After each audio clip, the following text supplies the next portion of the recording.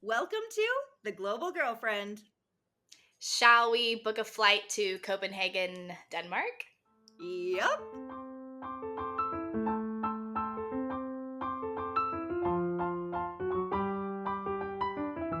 Alrighty, everyone, welcome back to the Global Girlfriend. My name's Morgan, And my name's Brianna. and we are a podcast all about traveling, living abroad, and connecting through stories, through tips, through all of that. And today we have a really, really awesome topic, which is how to care for your mental health abroad, which is essential. Yeah. So we are going to just talk about how mental health isn't something that you just, this is a little cheesy, but it's not something you just leave at the airport. It comes with you. So we'll talk about exploring emotional challenges, practical self care tips, and how to find help when you need it, when you're abroad or traveling. Totally. And we're going to get into a lot of really interesting things today. But the first thing that we wanted to talk about is just that, and if you have traveled even for a weekend trip away, you know that your mind can play tricks on you when you travel, or that challenges can seem bigger when you are away from home. And then I think what's interesting about living abroad or traveling a lot and dealing with mental health is that you still have all of the regular mental health challenges that we're faced with on a sort of day-to-day basis, the regular sort of stresses of life. But then there's also unique challenges, I think, for people who are traveling a lot or for people who are living abroad. And those could be Mhm. many different things. I mean, some that come to mind right now include like loneliness, isolation, culture shock, these sort of things. So I think that if you are listening to this and you are abroad or you're traveling and you're like, I don't feel the greatest, like it's just know that the challenges you face are unique sometimes. The mental health challenges you Mhm. face when you're abroad, they're different than the ones that you are facing at home. And that's sort of what we're going to talk about today.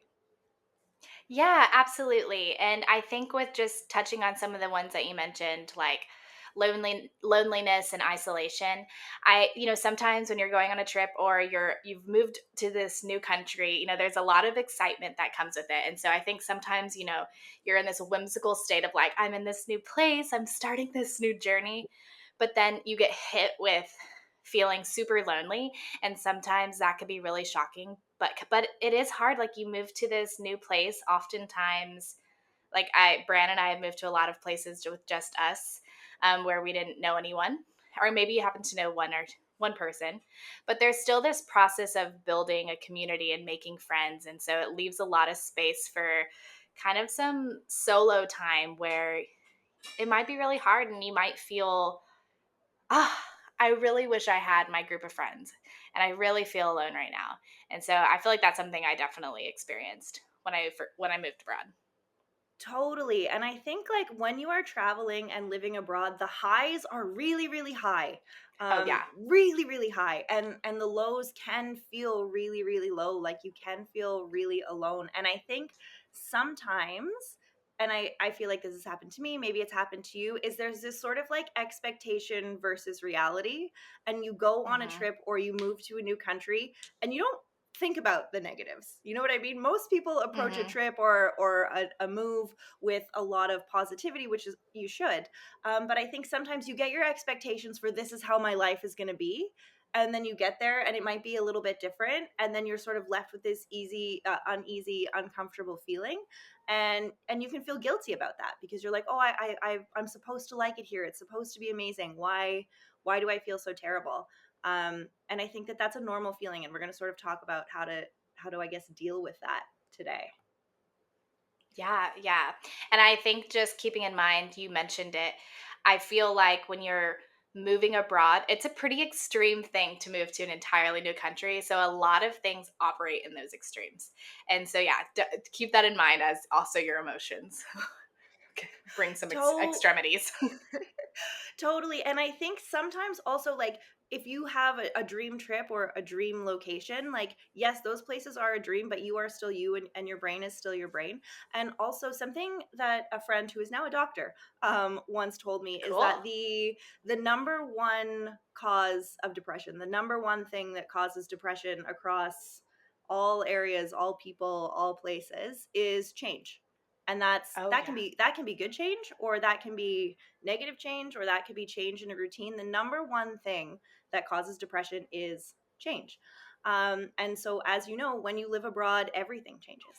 Or when you go Yeah. on a trip, everything is different from home. So even if you feel like, I thought I was going to feel all butterflies and roses, and you start to feel sad, that's a very normal response to change. And I mean, this is a little bit dramatic, but I also feel like talking about mental health is really important.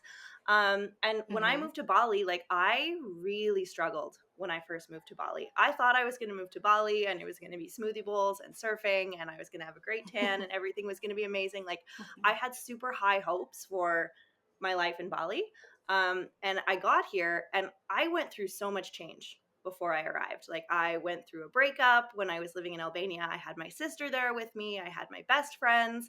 I had a routine. I was working at a school that I loved. Like, I left a lot of things behind, and I expected to show up fresh and new and just be like, okay, everything is great. And like, I showed up and I was really, really sad. And I think also what we're going to get into a little bit later is like, social media is also fake, because if you looked at my social media at the time, I was like posting beaches and posting my surf lessons and posting my, coffee in the sand, and posting my swimming pool, because I have a swimming pool. I'm very blessed about that. But like, I am embarrassed to admit the amount of time I spent crying in my swimming pool in my first 6 months in Bali. Oh, yeah. It's like, I know that like is sad, because it was sad, but I think Yeah. we shouldn't let social media trick us into thinking everything is amazing. And I think it's Yeah. also, it's okay if things are not okay. Things have improved. Happy to report things are much better now. Um, But but you're right. It's okay if things are not okay. yeah, because they will be okay eventually. Oh, yeah, absolutely. And like, I mean, the amount of times I've called a best friend or my mom or something just in utter tears, feeling like everything has fallen apart while I was, abroad. I can't even count on my two hands. It was so many times. So, absolutely. Okay, so you mentioned like previously though also like just one of the challenges that can impact our mental health is culture shock and reverse culture shock. Do you feel like that's something that's impacted you or with your mental health? uh, Definitely. I think that culture shock, especially if it's your first couple of times abroad, you can, Mhm. and sometimes you don't even realize that it's culture shock. You just sort of feel like, oh, things are strange. And then I've taken a step back and been like, oh, I'm feeling this way just because everything is very different here. And I think for me, Yeah. reverse culture shock was a huge thing, especially when I first started traveling. So my first sort of international experiences were when I was living and working in Kenya, and life in rural Kenya is very different than life in Ontario. And so when I came back, like, I was really angry about all of the things that we had in Canada, and I was really sad because I missed my friends, and I was really just like, it Mhm. was sort of the first time that I had to compare my life with anything else, and I felt like a lot of sadness and a lot of rage, especially when I first started traveling. And we'll get into this later for sort of like how to deal with that, but over time that has gone down for me a little bit, but it's something that I've had to train myself to do. I think it's very normal to sort of see the differences between cultures and lives, and have an emotional response to that. What about you? Yeah, yeah. I feel like also, yeah, with time, yeah, you've been able to figure out how to balance those and put them all together. Yeah, I feel like for me, reverse culture shock has been something that's been a bit more impactful for me and my emotions and mental health. I feel like when you move abroad, like move to a different country, like your whole life is expanded. Your your mind, your emotions, the way you live. And I feel like when you get out of your bubble into a new place, like you're just learning all these things, and though maybe you're you to your core, but you're also like evolving in so many ways. So I feel like for me a lot of the ways I was evolving abroad was vastly different than how maybe some of my friends and family in Texas were living their lives, and the way they were. So I felt like sometimes coming back home, I mean, I love my family and friends so much, obviously. They're really important to totally. me, but I felt Yeah. sometimes like I was like this alien who was living this vastly different life and growing in these different ways spiritually and emotionally and mentally, that was so different that I sometimes felt like I was an alien here. I don't know how to describe it. Like, no, I just was so different from people that it made me feel isolated, and I felt very, yeah, I don't know, like people didn't really relate to the life I was living or really understood it. So, and like one of my favorite things on earth is connection and understanding. And I hope to understand different ways people live their lives, and I hope the same in return. But when you're talking to people who have never left their home state or whatever, or country, and then you're like, oh, I'm living in Spain, or oh my gosh, I'm living in Albania and I'm doing this and that, it's sometimes hard to relate to. So I felt like coming visiting back home was a little bit harder. Totally. And it can be kind of tiring, or sometimes, like, I think you can come back and be really excited to share your stories, and then you realize, like, oh, people aren't really going to understand what I'm actually, like, the depth of my stories, or the depth of where I've been. Like, Yeah. for to give an example of Albania, like, I just remember, like, Mhm. so a lot of people, and even me, I didn't know a lot about Albania before I moved there. But just like with so many people, I'm like, oh, I would come back and we haven't seen each other in a long time. Oh, how's Albania? And people already had an idea of what Albania was like. Or people were like, are you living in Armenia? Are you living in Africa? Like, when the war in Ukraine broke out, people were like, are you okay? And I'm like, I'm not anywhere near Ukraine. Um, and so it's Yeah. sort of like you talk to people, and they kind of already have an idea in their mind of what your life is like. And I think when I Hmm. first went back, I tried a lot to really explain what I was going through. But then eventually you kind of get not worn down by that, but you get tired of it, and you're like, yeah, things are Yeah. different, things are nice. And then it just becomes really surface level, because you do get tired of explaining the reality of your life. And so it's easier to kind of just surface level it. um and that, yeah, that can feel lonely at times. Yeah. No, I 100% relate to that.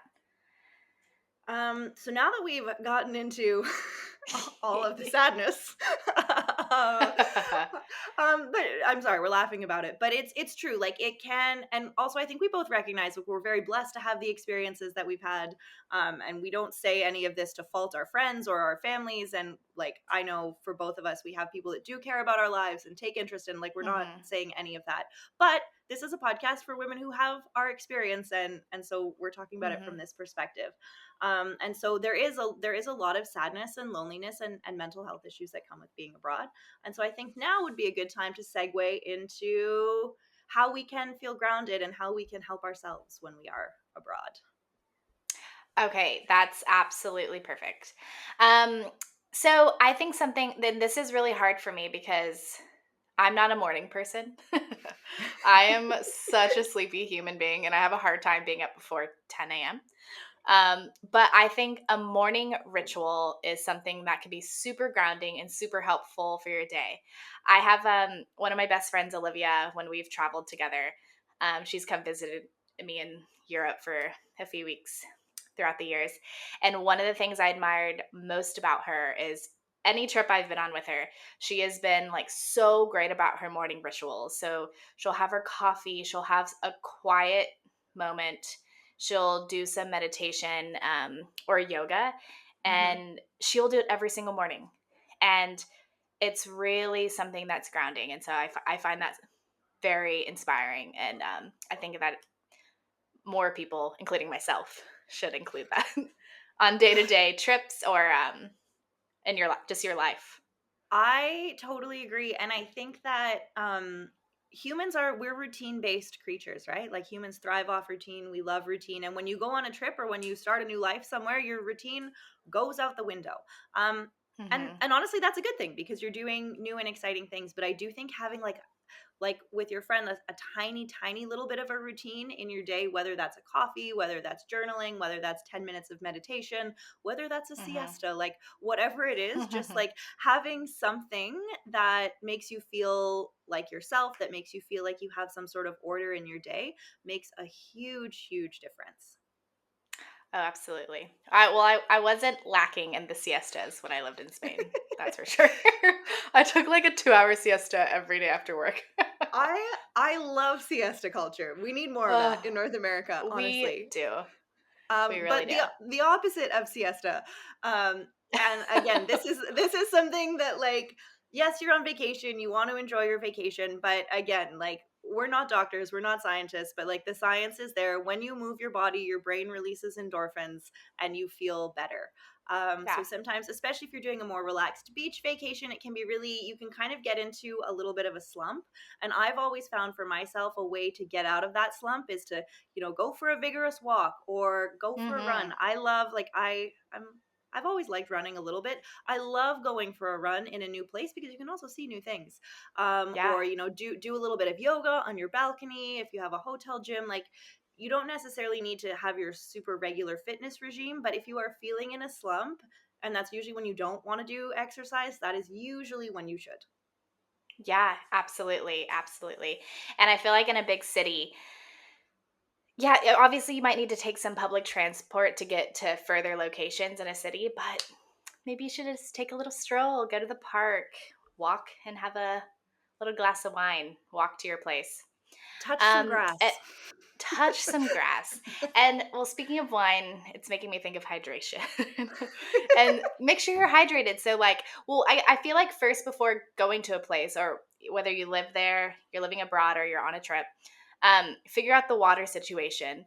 Like, I know that, like, some in like Albania, for example, in the big cities like Durrës or Tirana, you couldn't drink the tap water. So, Yeah. like, maybe look into that. Make sure you get a giant liter and a half, 2 liter water, and just make sure you drink your water. I think It that's honestly, essential.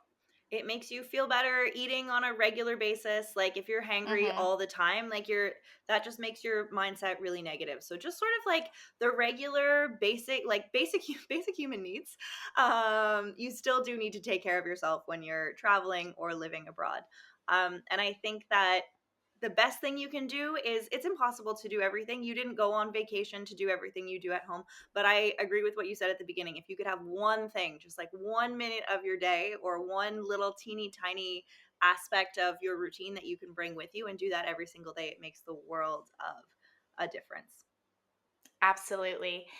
And so, with all those things, just, as human beings, we are communal people. Whether you're introverted or extroverted, wherever you get your energy, at the end of the day, Hmm. we also need community. So I feel like, especially living abroad, one of essential things for your mental health is finding and creating community.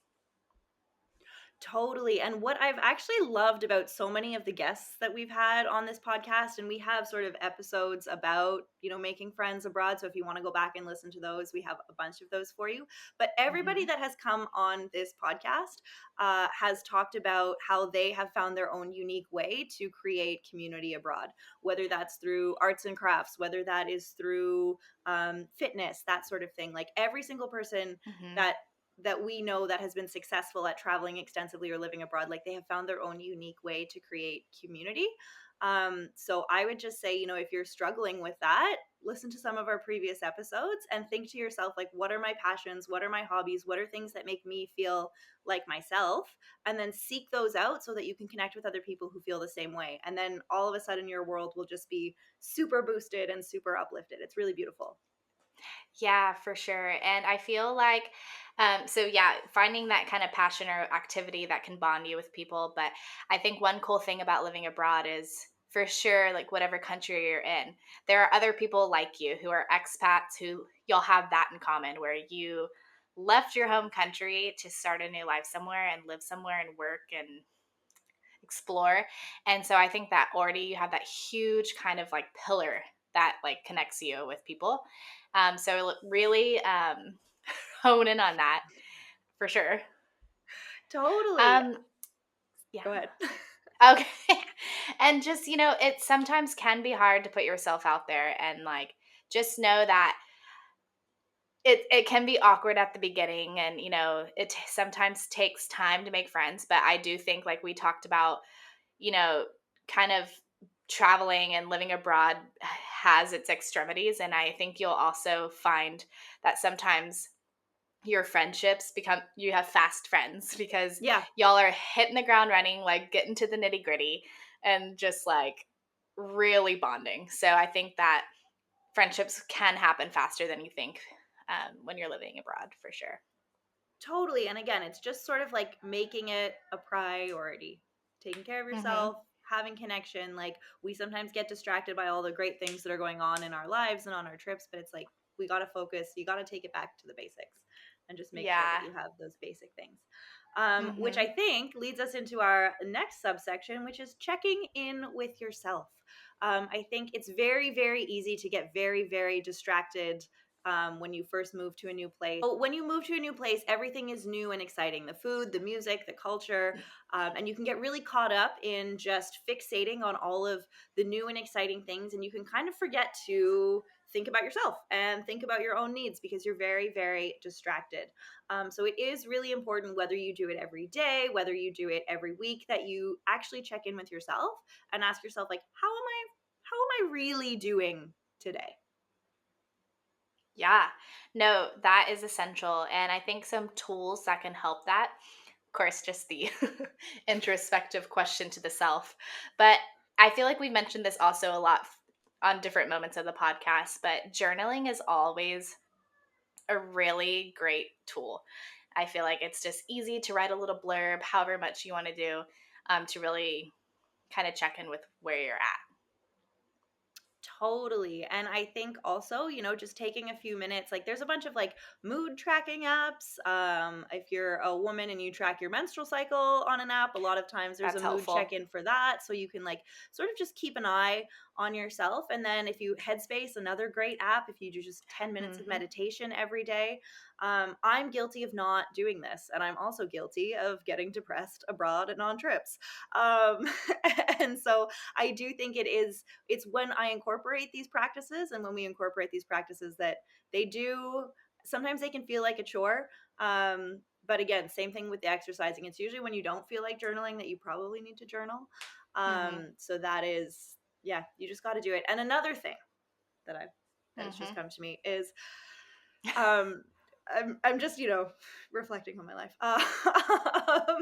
But I don't know about you, but I find when I am traveling, especially when I'm on a trip or when I'm on vacation mode, I drink a lot more alcohol than I Oh, usually yeah. do. Beach drink, sunset, whatever. And I think that, for a lot of people that's normal. And I think that, treating yourself sometimes is fine, but alcohol is a depressant. So if you're feeling, Hmm. really sad all the time, things to definitely check on are like, how am I drinking more than I'm usually drinking? And then also sometimes drinking feeds into like, am I staying up all night and partying? Or is my sleep disrupted because of some of my lifestyle choices or something like that? And so I think just having that in your mind and being aware of it, like, yes, go out and have fun, enjoy your vacation, but also these are things that can impact your mental health. So I think just being aware of it. Yeah, for sure. I mean, say yes to things for sure, but Mhm. you really need to take that into consideration because, yeah, it definitely impacts me if I've had multiple days that I'm just continually drinking.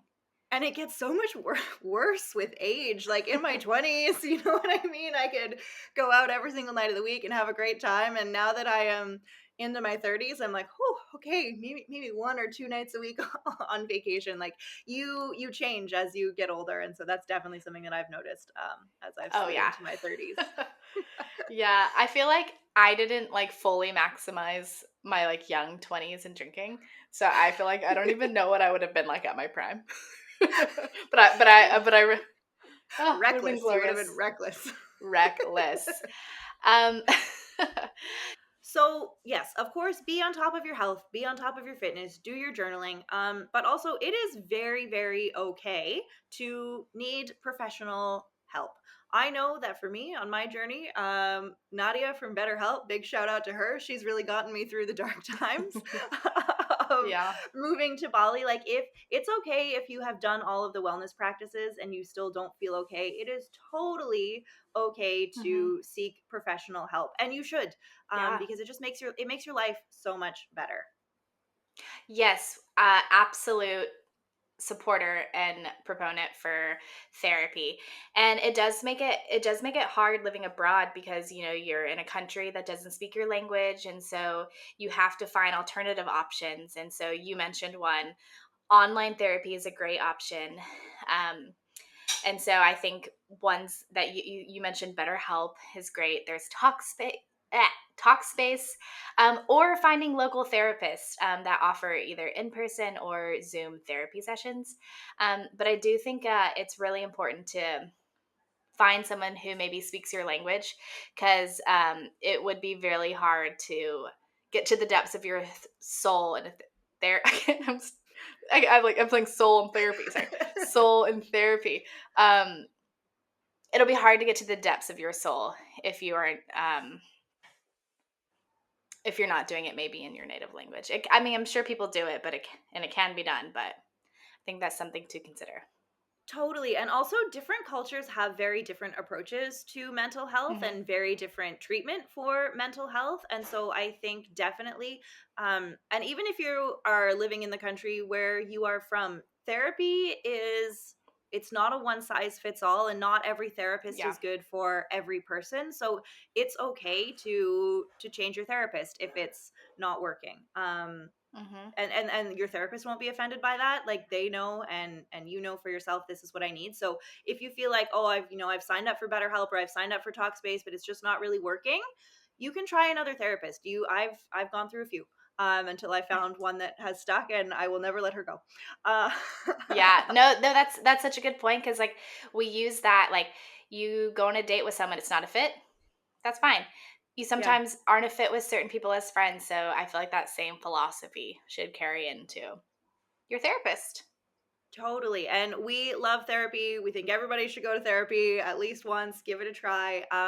Because you are experiencing so much when you are traveling a lot. You are experiencing Hmm. so much when you are living abroad. Having a neutral ear to sort of hear what you are going through and help you sort of process that, and even point out maybe some blind spots, it's absolutely a worthwhile investment. It's made our lives so much better. So we strongly Hmm. recommend that, even if you're on the fence, you're like, do I need therapy? Do I not need therapy? If that question is in your mind, try it. Maybe, yeah, maybe just try it.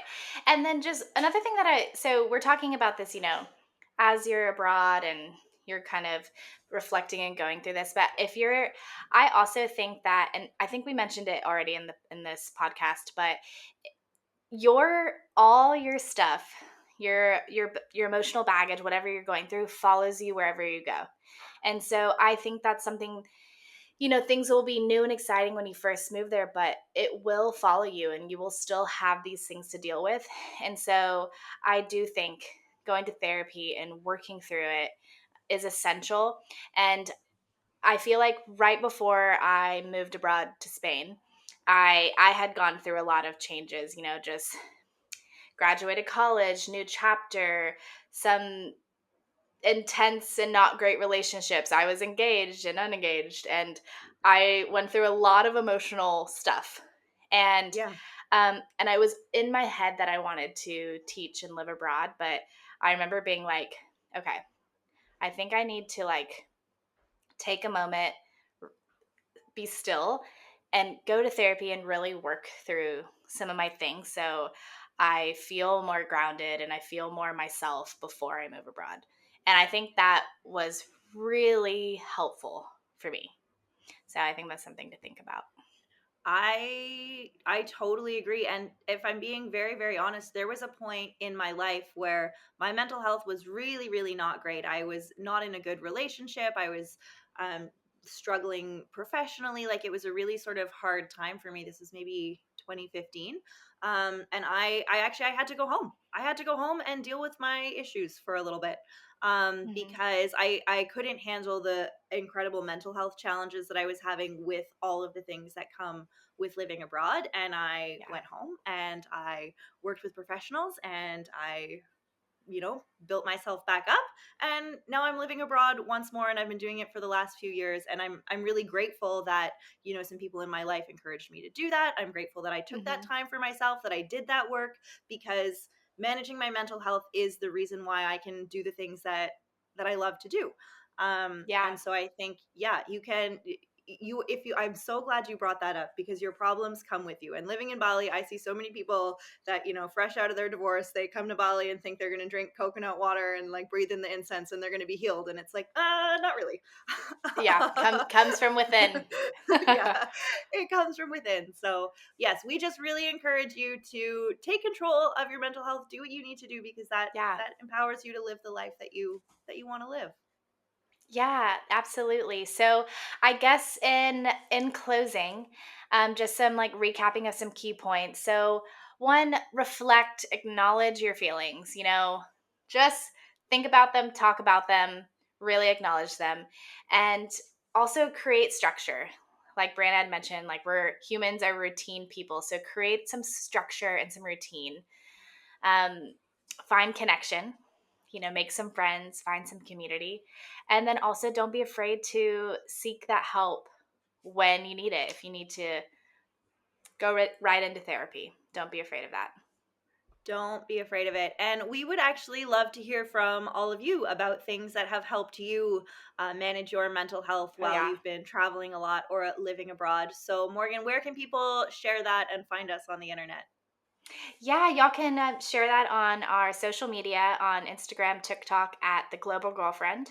Or you can also comment on our YouTube channel or our Spotify post at The Global Girlfriend. Or also feel free to email us. That's a more intimate way to connect. Our email is theglobalgirlfriend@gmail.com. So, thank you so much for listening. We hope you take care of your bodies and your brains because mental Mm-hmm. health matters. And if you don't have that, it's really, really hard to enjoy the fabulous life you have created for yourself. So, thank you so much Yep. for listening. It's been a wonderful conversation, and we'll see you guys next week. Yep. Thanks for joining The Global Girlfriend. Bye. Bye.